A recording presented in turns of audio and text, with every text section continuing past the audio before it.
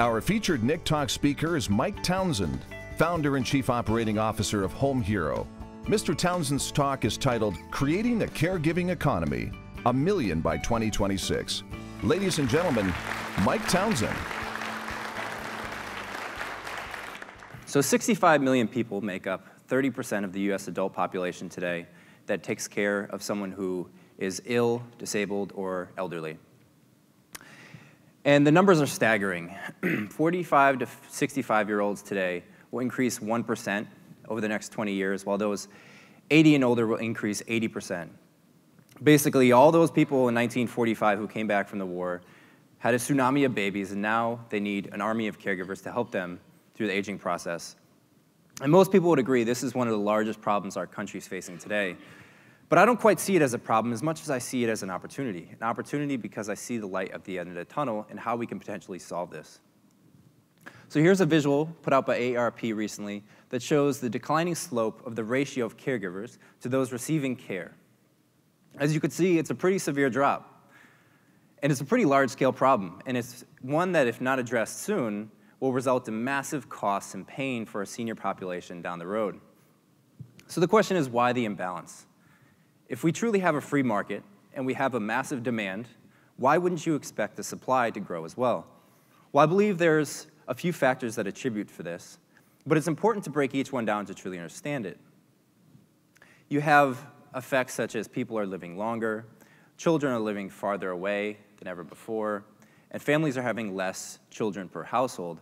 But that doesn't really answer the question of why aren't there this massive supply of caregivers excited to get into the market to take care of these seniors. And I believe the problem is twofold. It's one, the perception of caregivers by society, and the second, the actual experience of working as a caregiver. So what's it like today? Life as a caregiver is not so great. Most of these people are immigrants from other countries, or they're faithfully motivated to give back to the needy. They're generally not overly proud, and they don't recruit a lot of their friends to the profession. There's not much of a career ladder. You kind of work day in, day out with a family. No one sees your hard work. There's not a boss over your shoulder to pat you on the back. You don't receive praise. There's no networking events like this. There's no LinkedIn. There's no reviews. On average, they'll start at $9 an hour, minimum wage, slightly go up from that.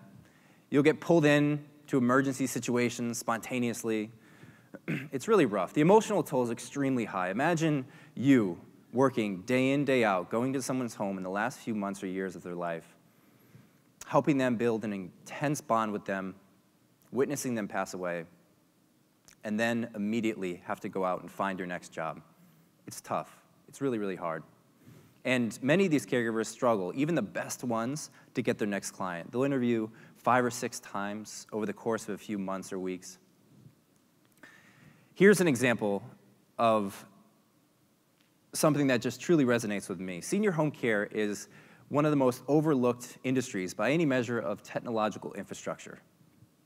In California and throughout the West Coast, the largest union has over 300,000 members, and these are caregivers. And typically, they'll work every 2 weeks. They'll submit a paper timesheet, fill it out, mail it in to this factory in Chico, California that has 25 people that process every one of these timesheets. And 3% of them, they can't read your handwriting, so they send it back to you, and you don't get paid for another 19 days. And this is an example of a story that happened in June.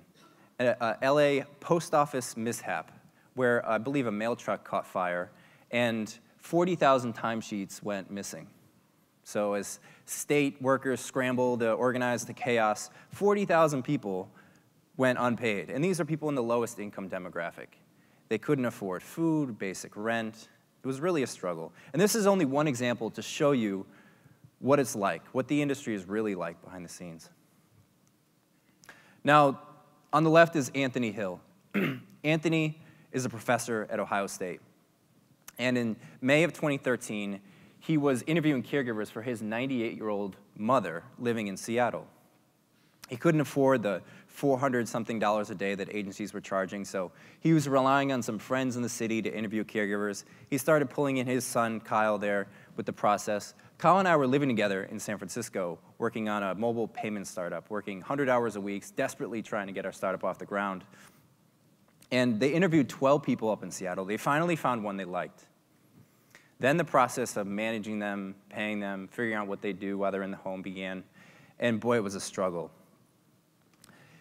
They were mailing checks back and forth from Ohio to Seattle, and eventually Anthony got the unfortunate news that the caregiver they found they loved stopped showing up and stole a handful of jewelry from the mother. As you can imagine, this was extremely frustrating and violating for the family, and I was right there with him. You know, I was living with Kai, felt the pain along with them. And now they had to start from scratch. So Anthony left his job as a professor at Ohio State, moved to Seattle, to really take over this process again. And me being an engineer, Kyle a designer, we really felt compelled to try and solve this problem using technology. Could we build a better system for payments and scheduling and interviewing? And we really felt like we could. And we felt like that was the future. So we took some time away from our startup, and we dedicated ourselves to building a really simple app for the caregivers to check in, check out of shifts, and send payments via SMS. And just this little injection of technology completely changed Anthony, his mother, and the caregivers' lives. Anthony went back to Ohio State to become a teacher again. And after this experience, Kyle and I were sitting there and felt so motivated to take what we built, expand upon it, and bring that experience to millions more families across the country and world who are also experiencing these problems. So we realized we didn't know anything about home care. And we dove in. We spoke with caregivers, we went to hospital discharge planners, we went to meetups, we did everything we could to learn about the industry. And before we wrote any lines of code or built anything, we had a pretty good sense of the things that matter to people. We knew that attracting, screening, and managing caregivers is going to be key to success. Not just caregivers, but quality caregivers. So I personally, as I stand here, am an Uber driver, Lyft, Postmates, and just about every other on-demand marketplace company provider you can be. And I went through all of these onboarding processes to learn the ins and outs, the subtleties of each, and how companies screen their suppliers, and what makes good ones and bad ones. And we took all that learning, and we combined it with all the problems that we understood in home care to make what we think is the future of finding home care at HomeHero. So today, our company, HomeHero, has 30 employees. We recently raised $23 million from the top tech healthcare investors in the world. And with over 1,500 heroes, as we call them, we recently hit 1 million hours of care, which is a major milestone for us internally. And I truly believe this is the beginning. We can take this experience and bring it to people all across the world. But it's important to note that HomeHero is really just a small part of a major economic shift. Already today, Uber and Lyft have raised over $10 billion and completely reshaped and redefined the transportation industry, and generally what we think of when we think of a taxi cab driver. I personally rent out my apartment on Airbnb. I order food on Postmates. I rent my car out on GetAround. And it just shows you the 40-plus marketplaces that are available in over 10 major markets in the US is going to quickly grow. As consumers are shifting their mindset from buy first off the shelf to now rent first and exchange with people in marketplaces, every category, if you go on Craigslist, every category is being replaced by a billion-dollar marketplace or service. And home care is going to be no exception. So literally, if you stop and think and you imagine a better consumer experience, it will probably exist, and it will probably disrupt a major industry along the way. And the effect already is huge. In this country alone, over 1 million people participate in these marketplaces and services, which has already helped to reduce waste, improve our country's GDP, and build bonds between people and local communities. So the question is, why now? And what has happened? Well, as we all sit here with smartphones in our pockets, that's the answer. The technology in our phones allows companies like ours to aggregate a huge supply of people and distribute jobs based on distance, skills, rates, and many other criteria to find the absolute fastest and best possible match. This in turn reduces overhead costs, which we pass on savings to the family and increase wages to the suppliers. So instead of having a 2-week turnaround time to get paid, you can get paid instantaneously. Instead of filling out paper timesheets, you can check in and check out of an app. This is what we look like today. But what does the future hold?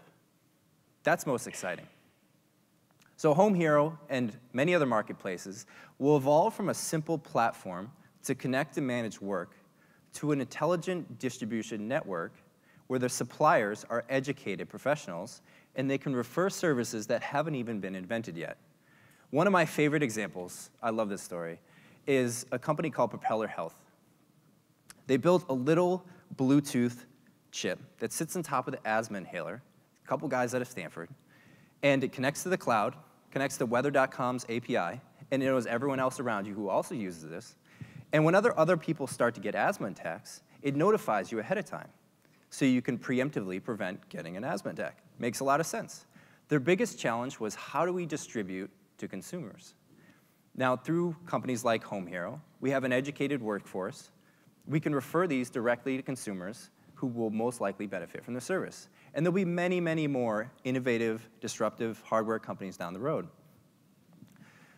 We can broaden the scope of what caregivers do. We can increase the perception of what they do, and we can generally make the experience of becoming a caregiver much, much better. Now, if we're successful, which I hope we are, we'll be able to attract millions more people to the caregiving profession and hopefully solve our senior generation problem by 2026. Thank you.